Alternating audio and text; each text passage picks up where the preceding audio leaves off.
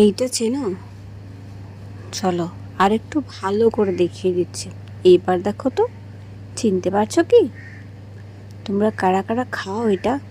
যদি চিনতে পারছো তবে নিশ্চয়ই জানবে। এটাকে বলে কচুর ফুল। আর এই দেখো, এখানে কচুর ফুলটা কেটে নিয়েছি।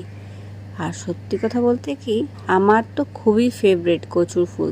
হ্যাঁ জানি অনেকে হয়তো খায় না, কারণ এটা একটু নরম নরম হয় তো খেতে, তার জন্য। অনেকে আছে না পিছলা জিনিস, নরম জিনিস খেতে ভালোবাসে না, কিন্তু সত্যি বলি, আমাকে শুধু এই কচুর ফুলটাই ভালো করে রেঁধে দিলে আমি একেবারে সব ভাত খেয়ে উঠবো।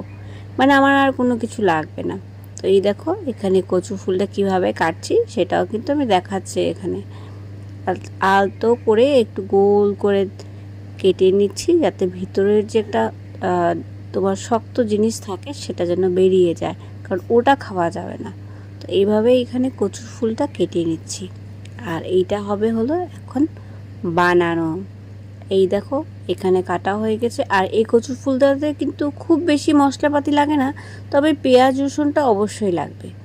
পেঁয়াজ রসুন, মরিচ আর হলুদ, লবণ, ব্যাস এইটুকু দিয়েই এই কচুর ফুলটা বানানো হয়।